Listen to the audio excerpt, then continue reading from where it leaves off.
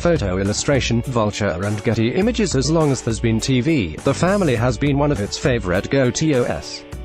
All week long, Vulture is exploring how it's been represented on our screens. Since the earliest days of television, when sitcoms made room for Daddy, left it to Beaver, and declared that Father knew best, shows about family have been central to the TV watching experience. Even in a landscape as vast and radically different from the one that existed in the 1950s, when the family sitcom first asserted its place in popular culture, that hasn't changed. Look no further than two of the most widely watched shows on network television right now. This Is Us, the NBC drama about multiple generations of the extended Pearson family, and Young Sheldon, the Big Bang Theory spin-off that considers Sheldon Cooper's backstory within the framework of a single-camera family sitcom. These kinds of shows remain relevant because, as they always have, they serve as a mirror, a depiction of how moms, dads, brothers, and sisters actually deal with each other behind closed front doors, and a North Star, a guide to how those relationships could work in an ideal world. More than perhaps any other type of television, family shows are held up as a reflection of our societal values. They tell us who we are, and they tell us who we wish we could be. Perhaps that's why George H.W. Bush noted in a 1992 campaign speech that he wanted to make American families a lot more like the Waltons and a lot less like The Simpsons. In the early 90s, it was hard for Bush to understand that some people actually might aspire to be members of the Simpson family, who have ultimately proven to be as loyal to each other as the Waltons, albeit while saying the words damn and do a lot more. As Bush's comment suggests, TV families have often been considered the representatives of how domestic life does and or should work. In the 1950s, that tended to mean traditional, white, nuclear families in which the dads were the breadwinners and the mothers stayed home, watched the kids, and did all the vacuuming while wearing fit and flare dresses.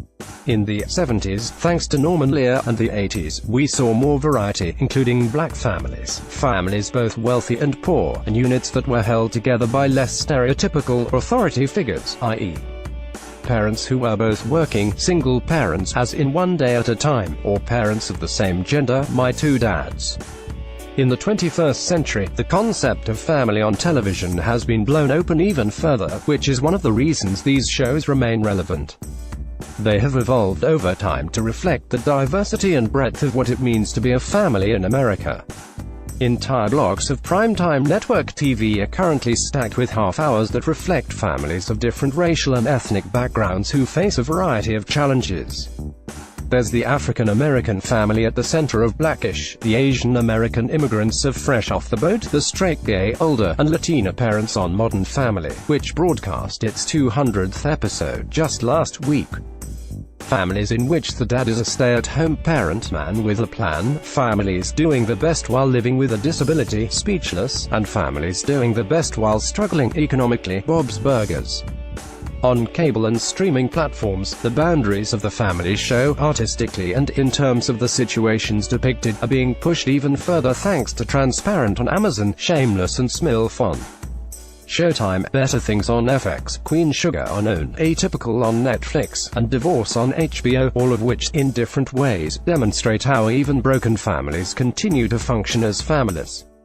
Even One Day at a Time, a groundbreaking portrait of a divorced woman raising teenage daughters in the 1970s and 80s, has been updated for Netflix to consider the travails of a single Cuban-American mother, her kids, and their abuela. All of this has felt like progress for the genre, and, frankly, a logical way to appeal to the widest potential audience. But as we approach the end of year one with Donald Trump as president, and the country continues to feel politically and culturally divided, one wonders if we're about to experience a shift. Part of the appeal of family shows, especially sitcoms, is that people think of them as gentle, escapist fare, a way to have a laugh or a cathartic cry without having to ponder more serious current events. When these shows deal with more political matters, they tend to do it from a more left-of-center point of view. So far, having Trump as president hasn't altered things in that regard. If anything, it's motivated the people making television to craft episodes that sometimes blatantly speak out against his policies and behavior. But the return of the watershed comedy, Roseanne, which is being rebooted in March on ABC, could change that.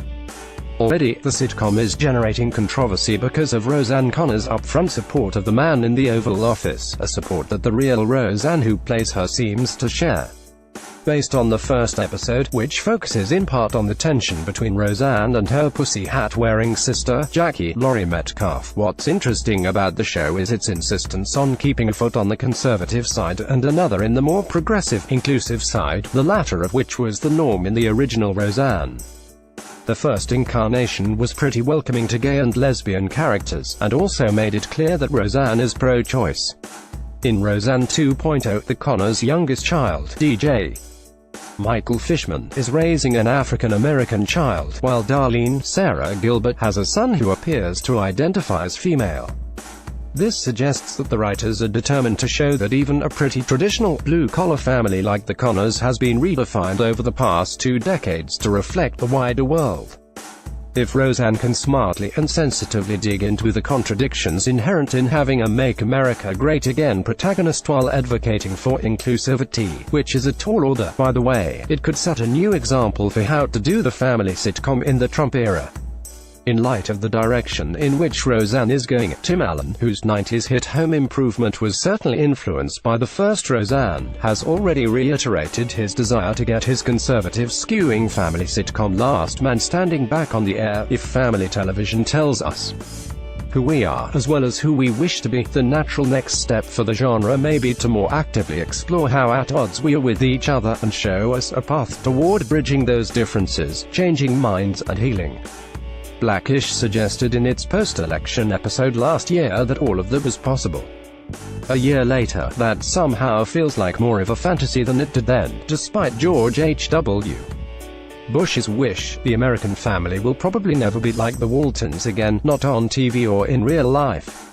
But whatever it does evolve into, the results will most definitely be televised.